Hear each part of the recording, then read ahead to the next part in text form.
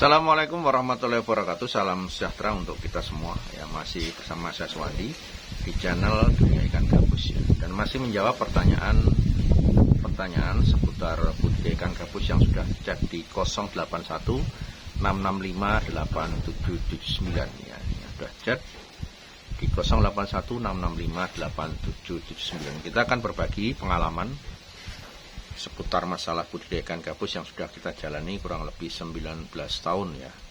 Dan semoga apa yang kami bagikan ini bisa bermanfaat buat teman-teman dan para pemirsa ya, untuk keberhasilan Anda di sektor budidaya ikan gabus ya. Baik, pertanyaan berikutnya ini dari Bapak Alfian yang ada di Jakarta. Salam sukses selalu dunia ikan gabusnya Pak Swandi. Saya mau tanya, saya sudah mencoba untuk menjinakkan ikan gabus dari alam ya. Tapi setiap saya dapat ikan gabus dari alam kok mati terus ya, tidak bisa bertahan lama. Bagaimana caranya yang baik agar ikan dari alam itu bisa kita jadikan induk? Mohon penjelasan dan pencerahannya Pak Swandi. Terima kasih ya.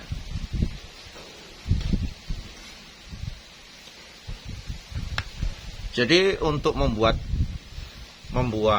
induk dari ikan gabus liar, itu pertama yang harus kita perhatikan dari ikannya dulu. Jadi ikan yang ditangkap itu ya, ikan dari hasil tangkapan itu betul-betul ikan yang dalam kondisi sehat ya, bukan ikan dari hasil setruman ya, minimal ikan dari hasil pancingan. Jadi hindari ikan yang ditangkap dari hasil setrum. Jadi usahakan menangkap ikan dari hasil mancing atau mungkin jaring, yang penting tidak dalam kondisi luka-luka.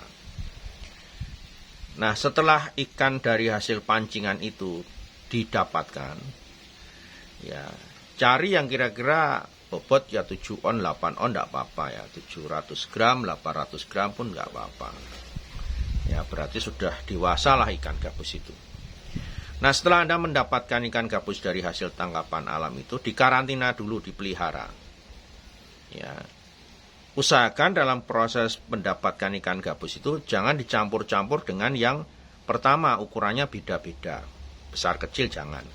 Jadi usahakan kalau nampung itu ukurannya sama. Kemudian dalam proses penangkapan yang waktunya juga sama. Jadi jangan ikan hari ini dapat 10 ekor ditambah besok lagi 10 ekor, jangan. Jadi satu hari itu kita mendapatkan berapa, itulah jadikan satu ya, karena nanti kalau beda hari itu bisa terjadi resiko bertengkar. Ukurannya besar kecil juga, yang kecil kadang kalah dihajar oleh yang besar-besar.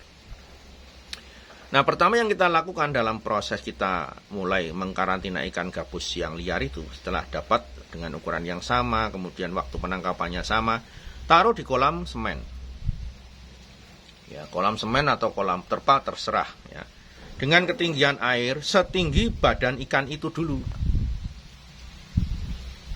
ya. Jadi setinggi badan ikan ini, kalau misalkan ikannya sebesar ini, airnya kira-kira 2 cm di atas badannya itu dulu.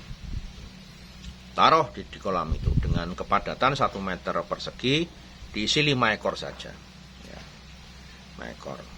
Taruh di kolam itu dengan air yang pendek. Kemudian apa? Dengan kondisi air yang pendek itu diberi daun pisang kering. Taruh aja, udah. Daun pisang kering.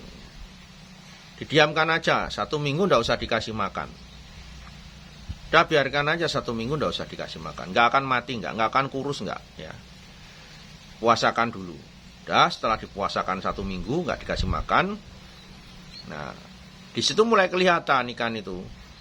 Ikan itu akan baik-baik saja atau akan mati, disitulah ya. Sambil dikontrol juga. Nah, dia akan diam saja di posisi daun pisang kering. Nah, dalam proses diam itu juga dia akan melakukan penyembuhan apabila ada luka-luka kecil hasil tangkapan, itu akan kembali mulai pulih. Nah, setelah 1 minggu di situ, kemudian berlanjut ke minggu kedua.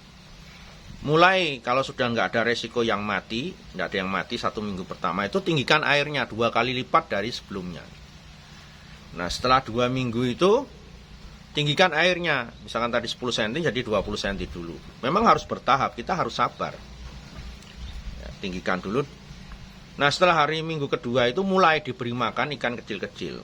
Jangan makanan yang tidak hidup, ya, karena ikan gabus liar itu dia makanan yang cocok adalah makanan hidup. Agar apa? Tidak mengotori kolam.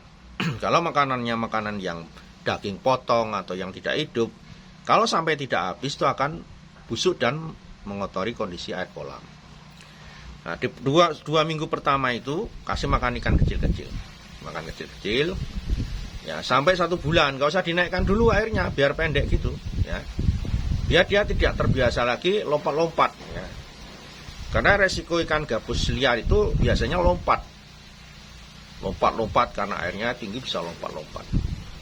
Nah, setelah 2 minggu, 3 minggu, 4 minggu ya, dia sudah mau makan ikan kecil-kecil.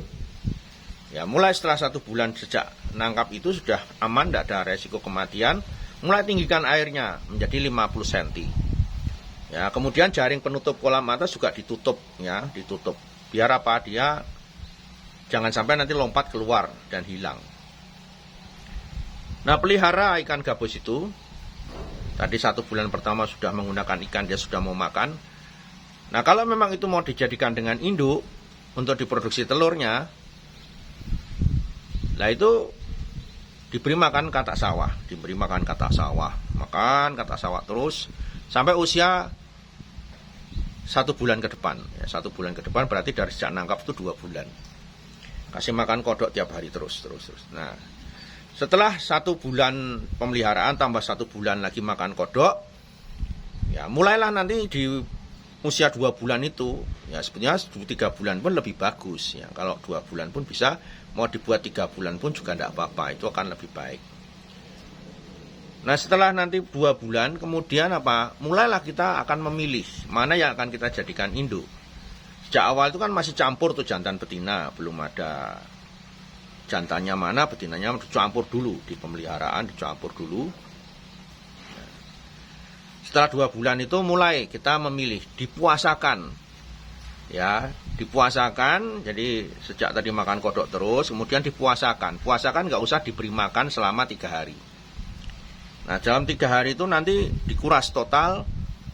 Nanti setelah puasa 3 hari kok ada ikan yang tetap perutnya gendut-gendut. Ya, dipegang itu empuk, lembek, itu ada telurnya, itu betina. Kemudian yang 3 hari tidak makan kok badannya jadi ramping-ramping, itu adalah jantan. Itu yang paling mudah ya bagi teman-teman yang belum bisa membedakan kelamin jantan betina. Cara yang paling mudah seperti itu. Nah, disitulah mulai diambil, dipasang-pasangkan. Ya, dipasang-pasangkan jantan 1, betina 1. Di 1 kolam, 1 kolam. Minimal 1 kali 1 diisi air 80 cm dikasih sepasang. Itulah mulai kita menjodohkan ikan gabus liar. Nah, setelah nanti dipasang-pasangkan itu, kita juga harus memantau. Karena apa? Pada saat mulai memasangkan itu tidak serta-merta langsung dia mau kawin dengan pasangannya. Ada yang bertengkar dulu. Ya, jadi ikan gabus itu yang baru saja dicampur itu bisa berpotensi nggak jodoh. Ya, nggak jodoh dan dia tidak mau dia bertengkar. Jadi ikan gabus itu yang bertengkar itu bukan hanya dari awal saja. Ikan gabus yang sudah pernah bertelur pun bisa berpotensi bertengkar mana saat dia stres. Ya, yang awal juga gitu. Awal saat dipasangkan kok 1 pasang itu semalam kok bertengkar, berarti kita harus mengganti betinanya. Nah, di mana ikan yang menyerang itulah yang akan kita ganti. Kalau yang nyerang jantannya yang diganti. Kalau yang nyerang betinanya yang diganti. Ya. Nah, sampai ikan gabus itu betul-betul saat dipasangkan itu sudah tidak bertengkar lagi, minimal 1 kali 2 kali 24 jam lah itu tidak bertengkar, itu ada harapan dia mulai jodoh dengan pasangannya.